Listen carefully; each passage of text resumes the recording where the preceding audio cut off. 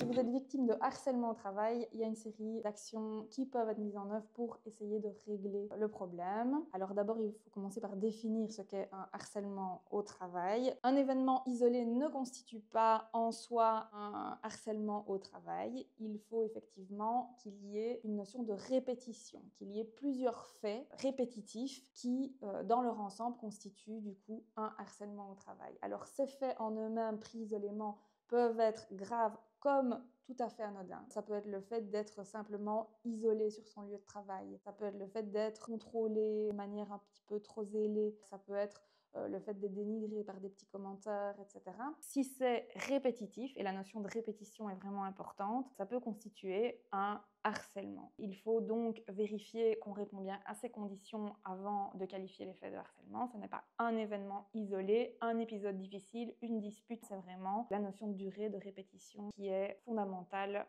dans le cas de harcèlement.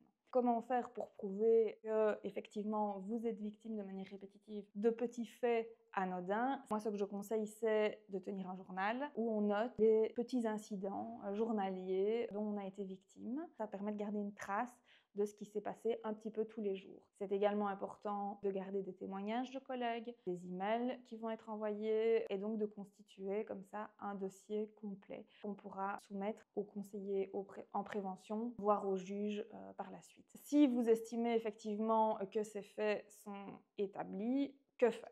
La première chose, c'est d'aller trouver la personne de confiance ou le conseiller en prévention, interne ou externe. Externe, vous trouverez ses coordonnées dans le règlement de travail en principe. Vous pouvez faire d'abord une demande d'intervention psychosociale informelle. Donc, une demande d'intervention informelle, on va simplement acter les faits et le conseiller en prévention va vous donner des pistes pour essayer de régler la situation. Il n'y aura aucune information qui sera donnée à votre employeur à ce moment-là. Par contre, si la situation atteint un certain degré de gravité, alors on peut acter une demande d'intervention psychosociale formelle. C'est l'équivalent de ce qu'on appelait avant la plainte pour harcèlement. À partir de ce moment-là, 1. L'employeur est averti. 2. Vous bénéficiez d'une protection d'une durée d'1 an contre le harcèlement, ce qui signifie concrètement qu'on ne peut pas vous licencier pour des faits qui sont liés au harcèlement. On ne peut pas non plus poser d'actes préjudiciables, en particulier dans la fonction publique, donc des mutations ou des choses comme ça. Troisièmement, le conseiller en prévention va du coup diligenter une enquête, entendre sous couvert de l'anonymat les collègues, etc.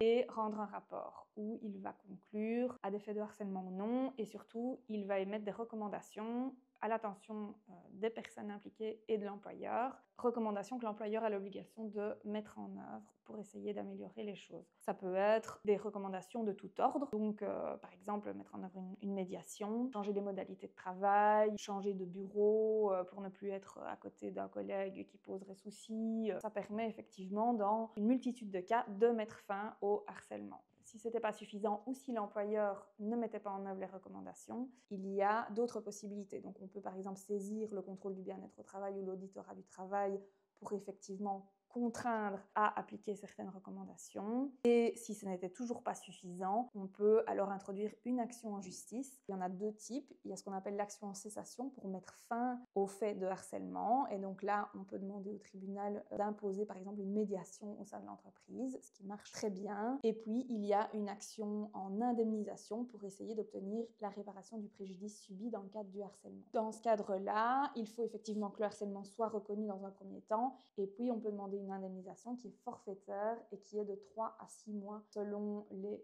faits qui sont infligés et l'auteur du harcèlement.